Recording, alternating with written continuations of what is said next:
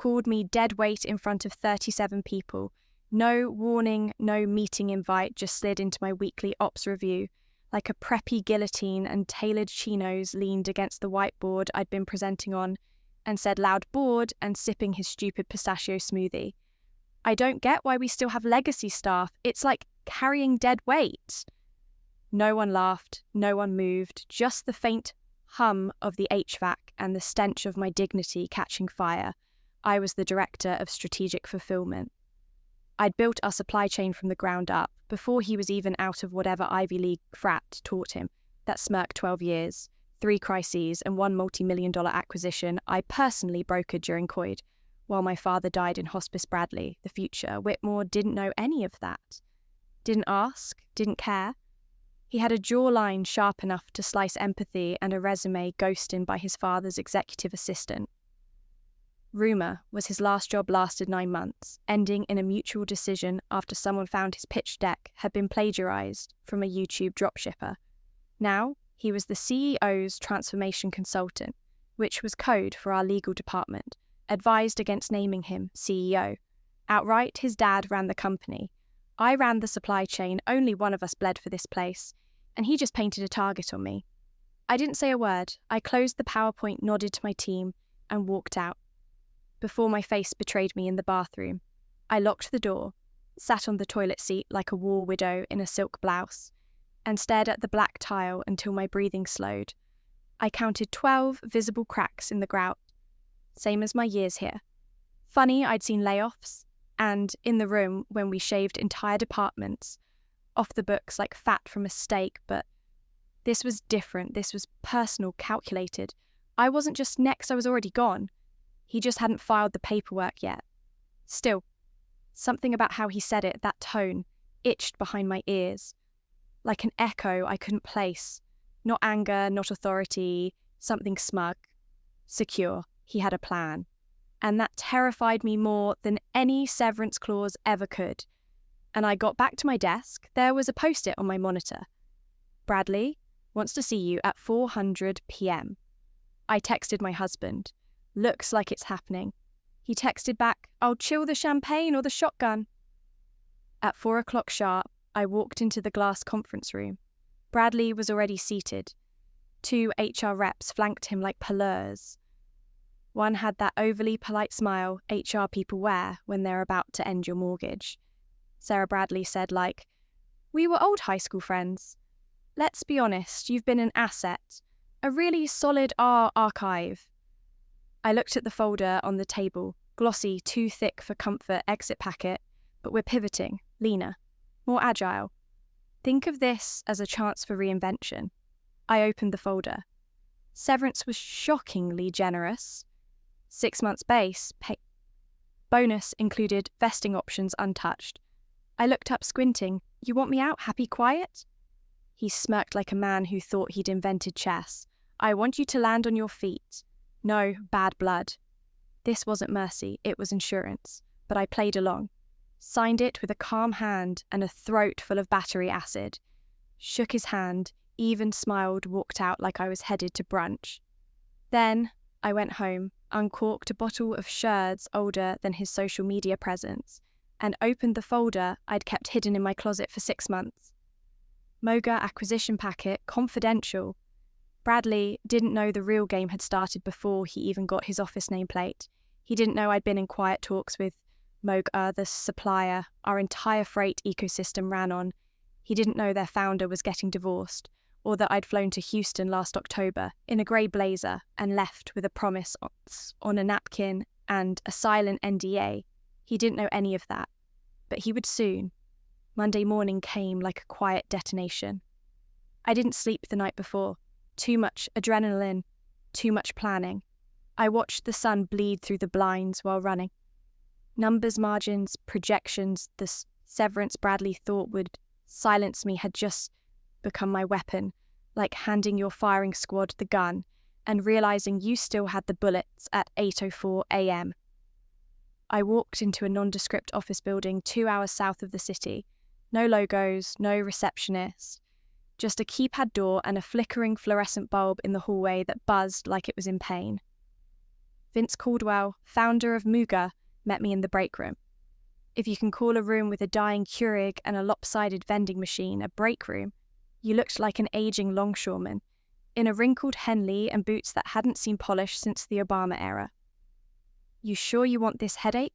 he asked, sipping burnt coffee from a styrofoam cup. "You know, once you buy in, you inherit every demon that's haunted this place since 1997. I smiled. I'm a woman in logistics. I've already danced with the devil. This is just his cousin. He barked a laugh, then tossed me a folder. 51% all yours, pending wire confirmation. I transferred the funds from 3 accounts. My severance, a quiet liquidation of an old investment I made back when Bitcoin was still something you explained at parties. And the third, a loan from a ghost, my late sister's trust fund, which I swore I'd never touch unless blood was in the water. It was, and it tasted like pistachio smoothie. By 11:45 a.m. I had controlling interest in Moga. By 1:30 it was in their system as interim chair, and by 2:10 I was drafting the freight restructuring letter that would land on my old company's desk like a wrecking ball. Wrapped in velvet, the beauty of it, no legal fireworks, no theatrics, just a quiet 18% rate increase and a sudden mysterious pause on all preferred scheduling due to volume congestion and strategic realignment. Bradley wouldn't see it coming. He probably didn't even know Moga by name. Procurement handled those details, which meant he'd feel the fallout before he ever identified the storm's eye.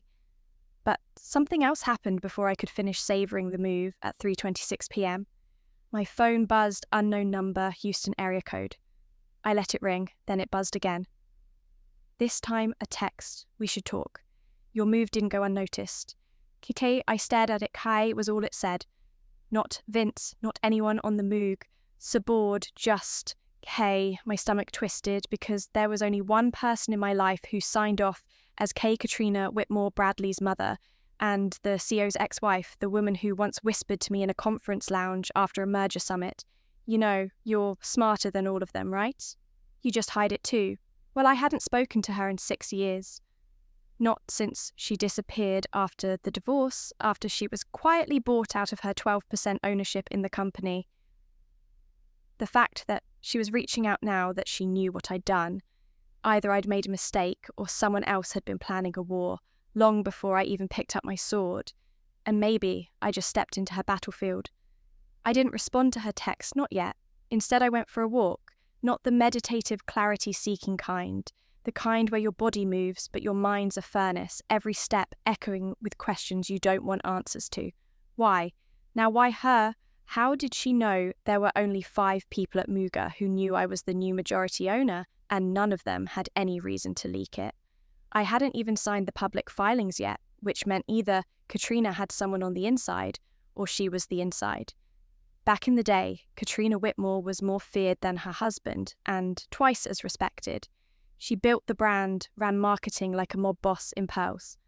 Employees called her the Velvet Guillotine because if she wanted you gone, you wouldn't even feel the cut until you saw your email bounce back. Then she vanished. No LinkedIn activity, no PR statements. Just a footnote in a quarterly filing and a few whispers about the settlement that bought her silence until now, at 5:12 p.m. I cracked sent a reply. Me, what do you want? The dots appeared, disappeared, appeared again.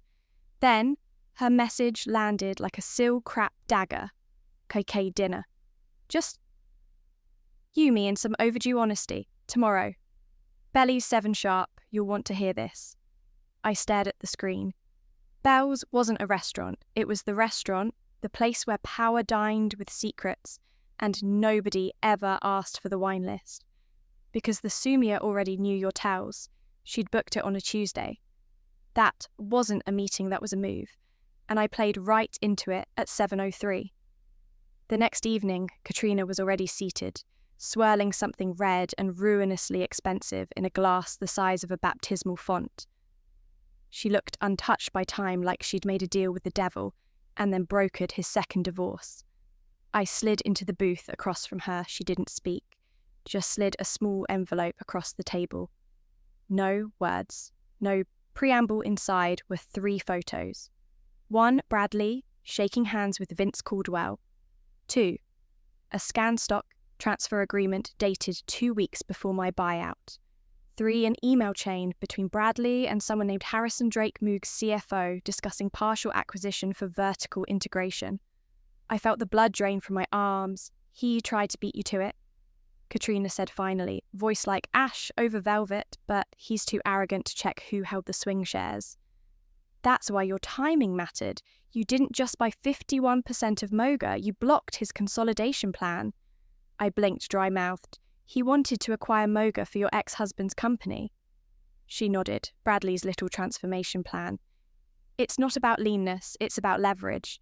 He wanted control of the supply chain so he could gut it, inflate value and cash out in 2 years with a golden parachute. She paused. You ruined that. I leaned back. So what's this? You gloating? Katrina smiled, not kindly. This is an offer. I raised an eyebrow. You keep Moga, but I want him 5% silent. You front the moves. I feed you intel. And in 6 months, you'll have him dangling by strings. He thinks he tied himself. I laughed bitter. Why would I trust you? Her eyes hardened. Because I hate my son more than you do. For a second, the table was a no man's land between 2 women, who'd both bled for the same throne, and then slowly I reached for the wine menu. If we were going to burn this dynasty down, we'd need something decent to toast with. The first strike came 3 days later, and it didn't come from Bradley. It came from accounting. An internal audit request hit Moga like a sniper round, clean, precise, and right between the eyes. Clarification of vendor ownership relationships. It said neutral language, but the subtext was neon. Bradley knew. Or at least he suspected. Someone had tipped him off, probably Harrison Drake, his sad excuse for a CFO, who had all the spine of a beige curtain and none of the discretion. I could practically hear the weasel's voice in the boardroom. There's been a development. That's when the phone call started. Procurement leads, warehouse managers, even a junior logistics analyst I trained 3 years ago sent me a panicked DM. Hey, Sarah, is it true you own Mugen? Now, I heard from Devon in Ops, he said, you're pulling freight away from Whitmore Corp. Please tell me you're not going to tank our department. And just like that, I realised the most powerful weapon Bradley had wasn't money or position. It was fear, fear in the ranks.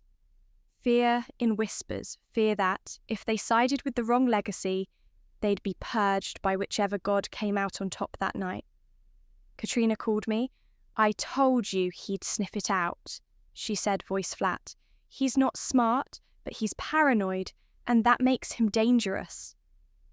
I was pacing my apartment, barefoot wine glass, untouched windows wide open to the storm rolling in. So what's next? He's going to play victim. She said, bored, sympathy, spin the narrative. You're the unstable ex-employee lashing out. He'll call it revenge. Say, you're emotionally compromised. I rubbed my temples. That would land if I hadn't just negotiated 3 new bulk routes and cut Moog's shipping loss by 8%. Katrina's voice dipped to a whisper. Sarah, you need to hit him personally, professional threats he can navigate, but humiliate him, undermine him in front of the board that he can't survive. I didn't respond, but the next morning I made a call to Gerald. Gerald was the owner of FinTech Distribution, one of Whitmore Corp's biggest clients, and more importantly, he hated Bradley. See, 2 years ago, Brad got drunk at a Vegas expo and told Gerald his wife looked like a discount. Ivanka word-travelled contract strained, but Gerald stayed mostly out of inertia. Until now, when I met him for coffee, I didn't pitch anything. I just slid a paper across the table, Moog's new exclusive distribution rates, 10% lower than anything Whitmore could match with guaranteed on-time delivery and 0 surcharge fluctuations for 18 months. Gerald, looked at the paper, then at me. He finally stepped on the wrong throat. I sipped my latte and I'm offering you the boot to finish the job. He signed that afternoon by Friday. Whitmore's logistics team was in full panic mode. An email leaked, God bless the interns, with the subject line, urgent fintech on pause. Who approved this? Bradley hadn't shown up to HQ in 2 days. Rumours said he was working remote translation, sweating bullets in his overpriced loft, and probably blaming everyone but himself. That weekend, I got a courier envelope, no return address, just my name in capital letters inside a single Polaroid photo. Bradley shirtless, holding a tumbler of whiskey in one hand, the other arm around someone disturbingly familiar. Harrison Drake, the timestamp read, "Last Thursday, 3:44 a.m, scrolled on the back in looping ink.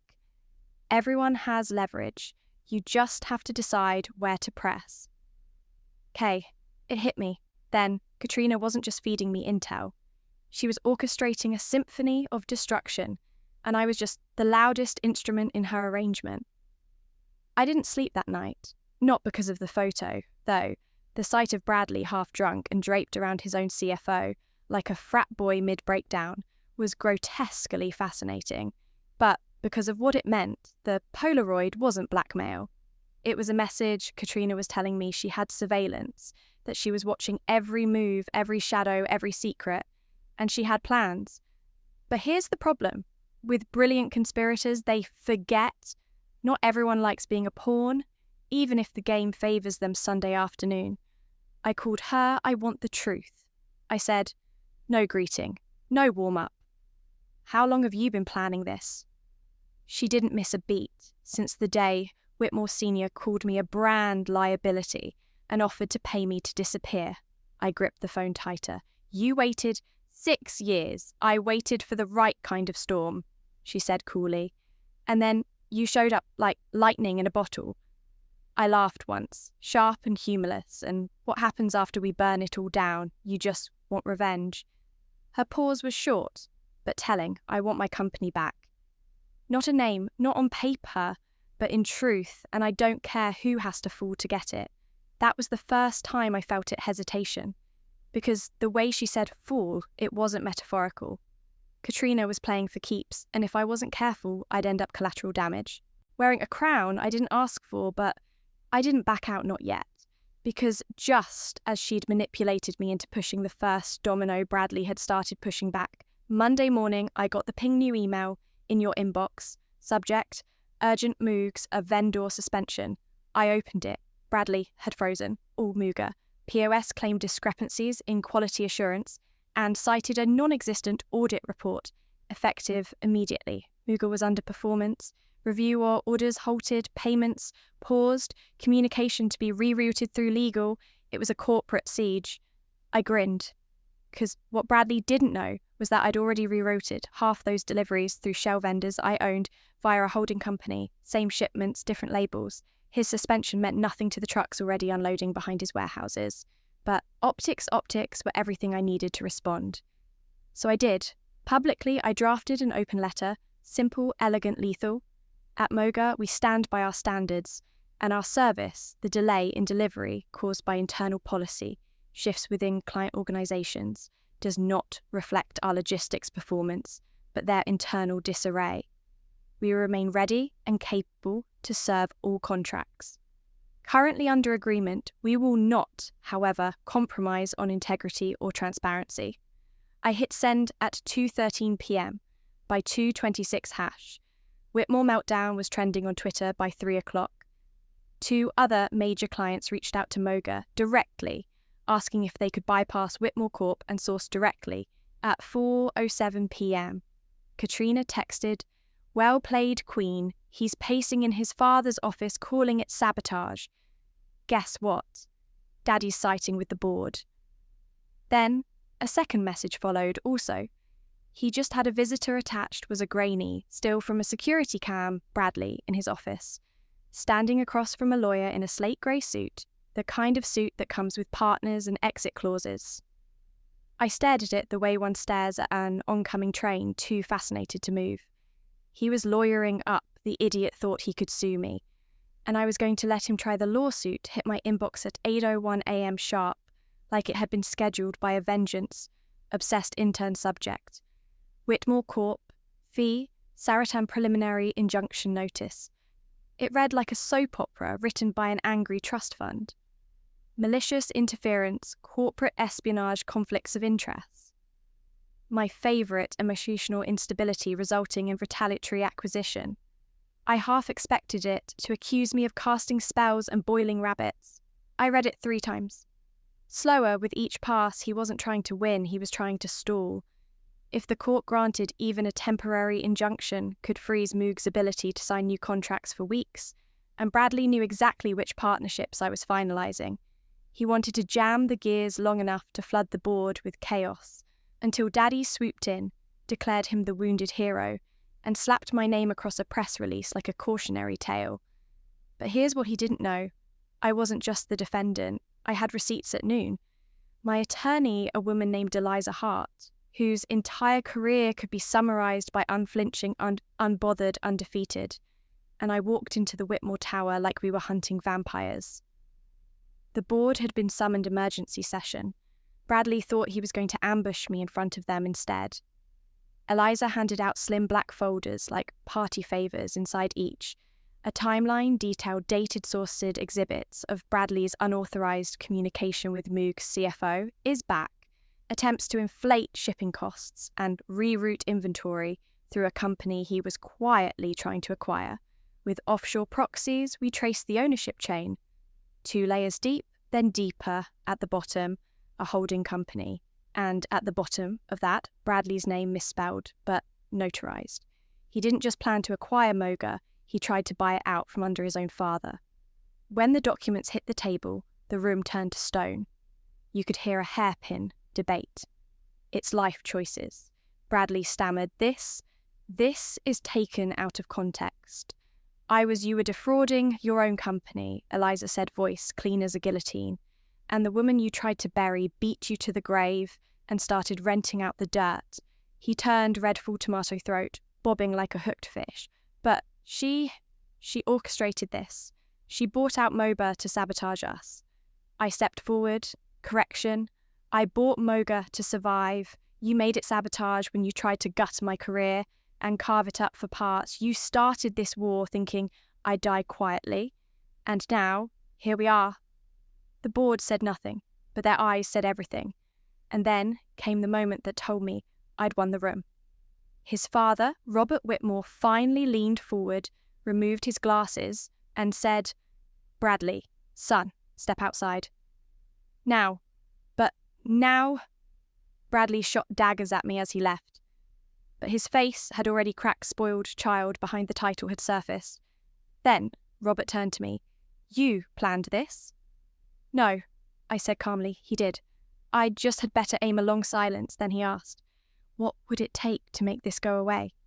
That's when I saw it. Not regret, not shock fear, he knew. This wasn't just a PR disaster. This was criminal shareholder lawsuits, regulatory inquiries, SEC scrutiny, and if I wanted to, I could burn them to ash. I leaned in. I don't want money. I don't want hush deals. I want clean separation. Full dissolution of Whitmore's ties to Moga, publicly stated. And, Bradley, I want his resignation on paper, his jaw clenched. You're not leaving me much room. No, I said, but I am leaving you a company. He nodded once, then handed me a pen. The statement hit the wires 36 hours later. Effective immediately. Bradley Whitmore has stepped down from his role at Whitmore Corporation to pursue new opportunities. The board thanks him for his contributions during a time of transition. Classic corporate ABIT language. No mention of lawsuits, no mention of Moga, and definitely no mention of the fact that Bradley left the building, escorted by security, screaming into a Bluetooth earpiece like a reality TV contestant on the brink of a breakdown. The board had done their part. It swallowed the medicine in exchange. I signed the release that killed the lawsuit, sealed, mutual, sterilised. But something didn't sit right. It should have felt like victory. I should have been popping champagne with Katrina and watching the LinkedIn think. Pieces roll in female exec dismantles. Nepotism, one freight contract at a time. Instead, I sat in my car outside the courthouse, staring at the dashboard like it owed me answers, because something still didn't track. Bradley was a spoiled narcissist. Yes, a clown in loafers, absolutely. But not this sloppy, not the kind of man who leaves notarized trails and tangled proxies unless someone wanted him to. unless someone sharpened the blade for him. My phone buzzed. Unknown number again. This time, a voicemail. Katrina's voice, but low, almost confessional. If you're hearing this, it means I'm probably out of pocket. I did what I had to do, Sarah. That company was mine before Robert married it away. I needed a fall guy, and Brad was born to play the role. But don't look so shocked. You got what you wanted. Now, take it and walk away. I froze. The temperature in the car dropped 10 degrees. She used me every move, every leak, every whisper in the boardroom. Katrina didn't just want revenge, she wanted resurrection, and she built it on a pea made of her own son. And I was the match. I drove to Belmy's, her old meeting ground. It was closed too early for dinner service, but taped to the door was a plain envelope. Inside, a single page, signed and notarized. Transfer of ownership, 12% of Moga Holdings. To me, from Katrina. I stared at the paper heartbeat like a war drum. I now own 63% of Moga alone. No partners, no backers.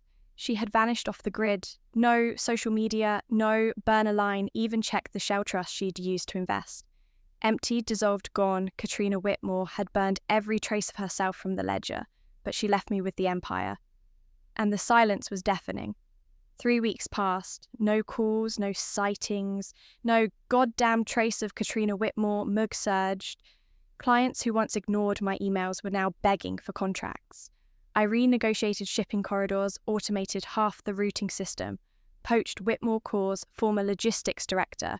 He quit with a smile and brought his whole team with him.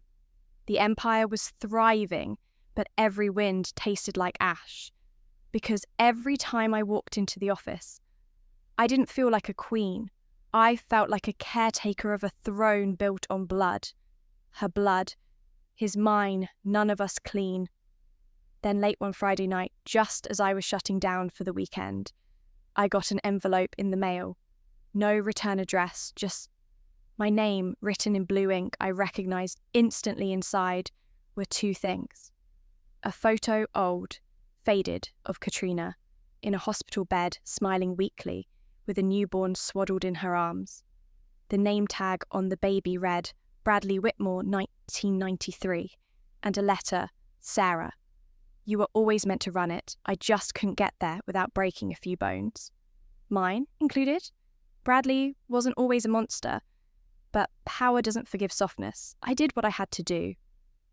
You did what you had to do. We both carry ghosts. Now, here's my final gift. No more strings, no more shadows. You lead now. Don't become me, okay? I sat in my office chair until the sun came up. That photo clutched in my hand, like it had a heartbeat. I could sell, I could scale, I could disappear, but I didn't. Monday morning, I walked into the boardroom alone. No lawyers, no allies, just me. And the silence Katrina left behind. I pulled up the quarterly report, looked every exec in the eye, and I spoke the only words that mattered. I'm not here to play queen. I'm here to build something that no man, no sun, no ghost can burn again. They nodded slowly. And just like that, the room belonged to me, not inherited, earned, and somewhere in some forgotten corner of the world. I hope Katrina smiled, because the woman she used, she's gone. What's left is the architect, and she's just getting started. Thanks for watching you. Cubicle Warriors, hit that subscribe button. Unless you're my old boss, then you're on your own.